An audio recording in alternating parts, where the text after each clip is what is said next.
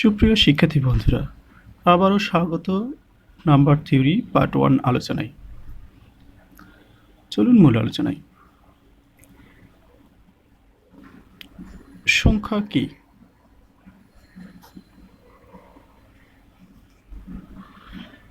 আমরা সহজ কথাই বলতে পারি, সংখ্যা এক বা একাধিক অঙ্ক মিলে গঠিত হয়। তাহলে অঙ্ক বা ডিজিট কি?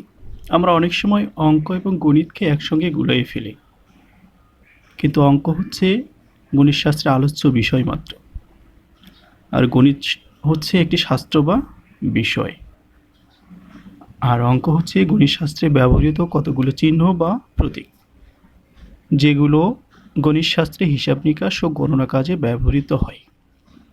এরূপ প্রতীক বা চিহ্ন রয়েছে 10টি, 0 থেকে 9 পর্যন্ত। অর্থাৎ 0 থেকে 9 পর্যন্ত এই চিহ্ন বা প্রতীকগুলো দ্বারা যাবতীয় হিসাব নিকাশ সম্পূর্ণ হয়ে থাকে।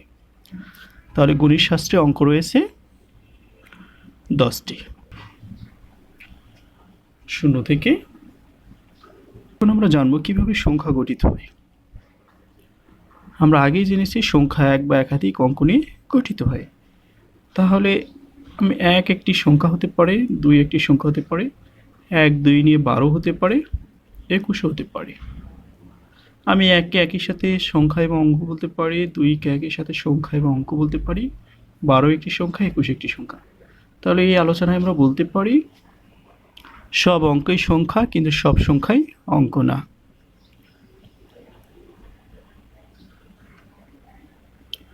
একটি সংখ্যায় ব্যবহৃত অঙ্কসমূহ তাদের দুই ধরনের মানের প্রতিনিধিত্ব করে। একটি হচ্ছে অঙ্কের স্বকীয় মান বা ফেস ভ্যালু, যা অঙ্কের অবস্থানের উপর নির্ভর করে।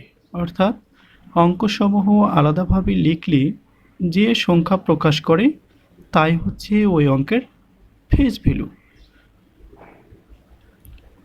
আর অন্যদিকে স্থানীয় বা প্লেস ভ্যালু হচ্ছে একটি সংখ্যার অঙ্কগুলো তার অবস্থানের জন্য যে মান প্রকাশ করে তাই হচ্ছে প্লেস ভ্যালু বা স্থানীয় মান। এক্ষেত্রে অঙ্কসমূহ তার অবস্থানের উপর নির্ভর করে।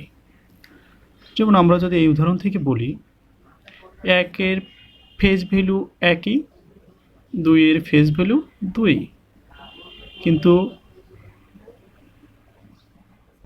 1-এর প্লেস ভ্যালু 1, 2-এর প্লেস ভ্যালু 2 × 10, 20। কেন 20? চলুন বিষয়টি ক্লিয়ার হওয়ার জন্য আমরা হোয়াইট বোর্ডে একটু দেখে নিই।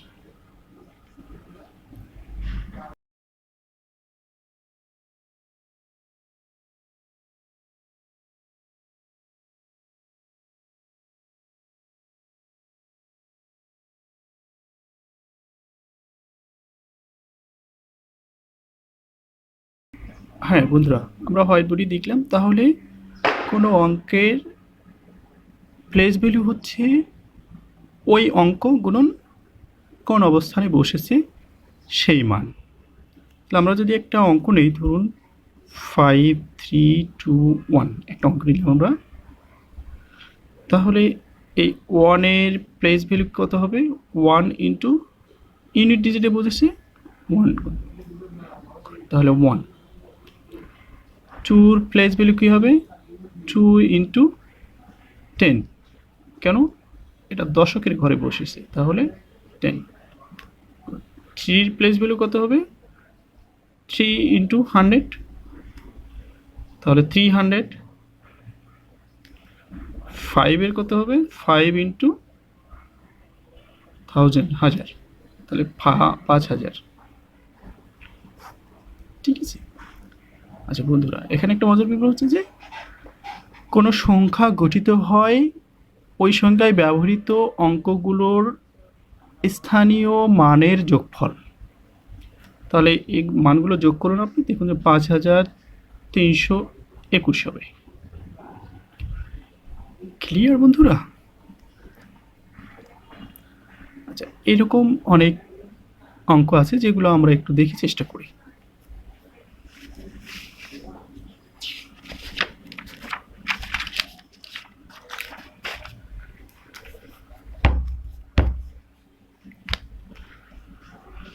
আচ্ছা, ধরুন এক্স ওয়াই এককের ঘরের অঙ্ক হচ্ছে ওয়াই, দশকের ঘরের অঙ্ক হচ্ছে এক্স। তাহলে আমরা সংখ্যাটি গঠন করব। তাহলে ওয়াই যদি এককের ঘরের হয়ে থাকে, ওয়াইয়ের স্থানীয় মান কত হবে?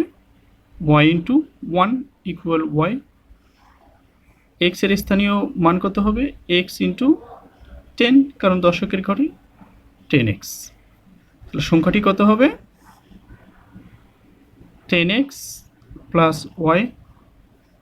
এটা হচ্ছে দুইটা অঙ্ক নিয়ে গঠিত হবে। এরকম যদি তিনটা অঙ্ক বলা হয়, এক্স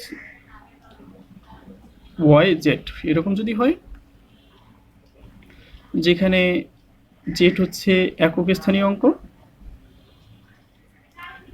ওয়াই হচ্ছে দশক স্থানীয় অঙ্ক, এবং এক্স হচ্ছে শতক স্থানীয় অঙ্ক, তাহলে জেড এর স্থানীয় মান কত হবে? Z into one equal Z. ওয়াইয়ের স্থানীয় মান ওয়াই ইন্টু ওয়ান 10, ওয়াইয়ের স্থানীয় মান ওয়াই ইন্টু 10 ইকুয়াল 10y। এক্সের স্থানীয় মান এক্স ইন্টু 100x। তাহলে সংখ্যাটি কী হবে? Z plus 110y। জেড সংখ্যাটি হবে, সংখ্যাটি হবে Z plus 10y plus 100x। বন্ধুরা, অনেক সময় অঙ্ক বলা থাকে যে অঙ্কটা স্থান বিনিময় করবে। তাহলে এক্স এবং ওয়াই যদি অঙ্ক হয় দুইটা, এটা যদি একক স্থানীয় অঙ্ক, এটা হচ্ছে দশক স্থানীয় অঙ্ক, তাহলে সংখ্যাটি কত হবে? এক্স প্লাস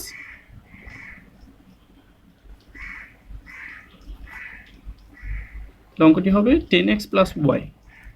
আবার যদি স্থান বিনিময় করতে বলে, তার মানে ওয়াই এক্স, এক্স যখন হবে এককের ঘরের, দশকের ঘরে হবে ওয়াই, তখন সংখ্যাটি কী হবে? 10y plus x. ওকে বন্ধুরা, আজ এই পর্যন্তই। ভালো থাকবেন, সুস্থ থাকবেন। আপনারা কমেন্টস করুন, মন্তব্য করুন, এবং পরবর্তী কোন ধরনের লেকচার চান তা মন্তব্যে জানান। ওকে বন্ধুরা, আল্লাহ হাফেজ।